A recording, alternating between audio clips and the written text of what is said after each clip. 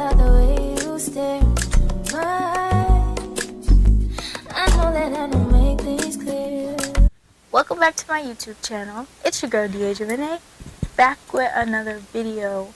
So in today's video, I'm going to be giving you guys some updates about the NCAA tournament and what's going on and who are the seeds and what are the rankings and how I personally feel about the rankings and what we got to know today at the halftime show of South Carolina versus Tennessee. The bracketologists let people know like basically what the rankings were and what they were going to be. So I'm going to give you guys a little insight, or if you weren't able to see the bracketology or what was let known during halftime, I'm going to let you know and give you guys some updates as well. Put a picture of the screen of what the updates was. So first things first, the number one seeds are going to be, of course, the first seed is South Carolina, which they still remain undefeated. I recently just watched the Tennessee game versus South Carolina.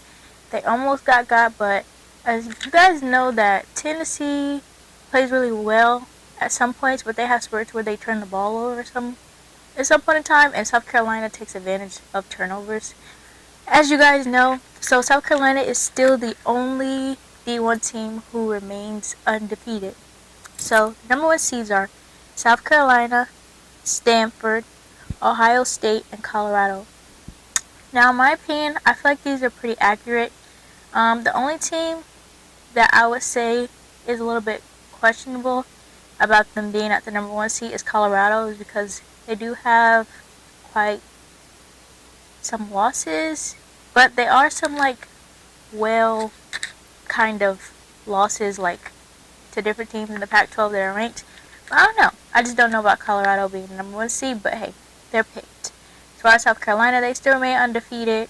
Stanford has been having a pretty good season, as you know. Coach Vanderbeer, she has now broken the all-time winning record in all of D1 history basketball, and ask any coach or anything. So, of course, Ohio State has been playing pretty well throughout the whole season, and their press kind of wears people down. So, again, those are the number one seeds. The number two seeds are UCLA, Texas, NC State, and Iowa. So UCLA being number two seed, kind of expected, being number one or two seed. They were number two for quite a while, but as you guys know, people that are at the number two seed, they don't really stay at the two seed for a long time throughout the season. That's been the theme for this year, is like South Carolina's been number one, but the two seed has switched out multiple times. UCLA at one point in time was a two seed. Colorado at one point in time was a two seed. Stanford at one point in time was a two seed. And now Ohio State remains at the number two seed. So, yes. So, yep. Texas, I feel like they are a very good, solid defensive team. They did lose a player, Miss Rory, but she's been on the bench, but they still have been able to be successful. So, just imagine if she was playing, how much more successful they could even be. But Texas has been doing their thing, as they recently beat OK State, was a number two seed, and Texas beat them. NC State has had a pretty good team. They are pretty like up and down sometimes. Sometimes they play very well, sometimes they don't. Sometimes they play to the level of the competition when they can be playing at a higher level. Iowa, of course, Caitlin Clark, that's what it is. Very good at scoring. They do have a loss to a team who was unranked, Nebraska, which happened, I believe, last week. But other than that, Iowa has pretty much been on a straight and narrow path of winning. They also were number two seed at a point in time. So, yeah. The number three seeds are UConn, Oregon State, USC, and Virginia Tech. So, as far as Oregon State, as I stated in my last videos, a lot of people that were like a Beavers fan in my comments and stuff. Shouts out to y'all. Oregon State has been on a roll, and they've shown that they are a part of the Pac-12's top seeds and that they are here to stay. They've been on a roll and winning, playing together. They play very well together. It's not really, Oregon State is a very team-oriented team, and when I say that, it's not like they have like a Juju, or they got a Kiki Rice, or they got a Caitlin Clark. Like, they move the ball well, they play together. A person might score 15 or 16 here and there, but they're not having a person that's just their go-to guy. I feel like they all pretty much move the ball pretty well and play together. USC, of course, has Juju, I feel she's going to be the freshman of the year. If she's not the freshman of the year, it's a trick to it. And then Virginia Tech, which they have the Kobe and Shaq, Amore and Kitley, who play very well together. And them two are like the leading seniors, like the Shaq and Kobe kind of vibe, and they go together. I was surprised UConn was number 3, considering when they did play top ranked teams, they were unsuccessful in beating those ranked teams. And they are successful in their league, but I'm not being honest. In my opinion, the league that UConn plays in has always been very weak league. Like, they don't really play anybody. They blow everybody out that they play. They don't really have any competition in their specific conference. And the teams that they play outside their conference, which is Notre Dame and South Carolina, they just got smacked by South Carolina last week. In Notre Dame, they lost, and Dayletta, I was going to say it, she's an amazing freshman, but she's still a freshman. But Hannah, let a freshman tear them up. So in my opinion, the number 3 seed, UConn being that number 3 seed, I was surprised. I thought they were going to be lower, probably like the 4th or 5th seed, but somehow, some way, they're the number 3 seed, which is surprising to me. I don't know.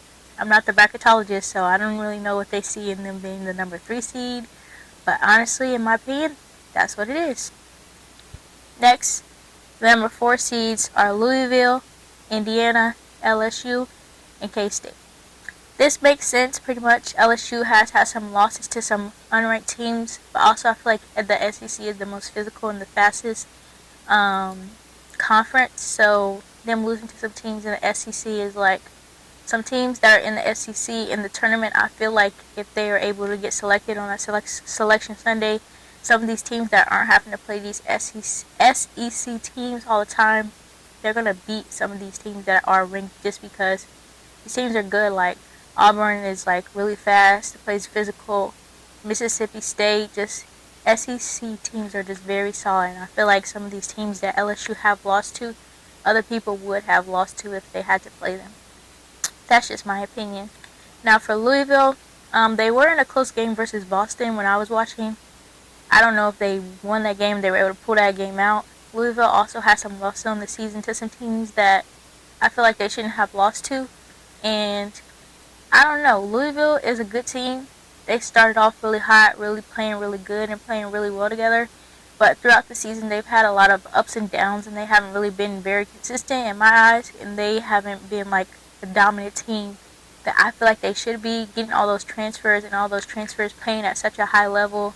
And they were those guys in that team, and they seemed to mesh well over the summer. But now, I don't know. Louisville's not playing their best basketball right now. So hopefully they're able to pick it up and be more successful. But I don't feel like, in my opinion, I feel like they could be doing more. Like, they're most definitely a really great team, but I feel like they should be doing more. I have like higher expectations for Louisville. And then Indiana. Indiana's always a pretty solid team. They always got fundamentals, shooters. They play really well together. So I'm not surprised by Indiana being number 4. And then K-State, which K-State has been going on their run. I feel like for the first time in a long time, K-State was a number 2 seed, was in the top ranks. They've been playing very well together, even though they did have that loss to Texas. Texas is a very good defensive team, and K-State just couldn't get going. And so, but they'll be a number 4 seed. I am not surprised at all. So yeah, these are the top women's 16 seeding. We shall see in the weeks come, or probably next week or coming up, who else will be ranked and what that will look like and those different things. We also should be getting a list of who's going to be winning these awards coming up soon. As I've been saying, I didn't know if Hannah or Juju was going to win.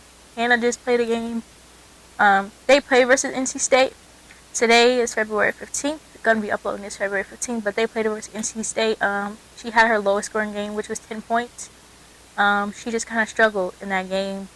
They did play really good defense center, got in front of her, was able to get some charges, some different things, kind of frustrate her. So she had a pretty much frustrating game. So being that Hannah is a competitor, I expect her to just come back 10 times harder and be able to compete at an even higher level, considering that she had this game and only having 10 points, which has been her lowest scoring game in all of her career. But I do expect her to bounce back because she is very much a competitor.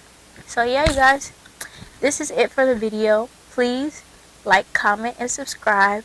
tune into more content that I have coming on the way to let you guys know more updates about the NCAA tournament and the seeding and different things like that.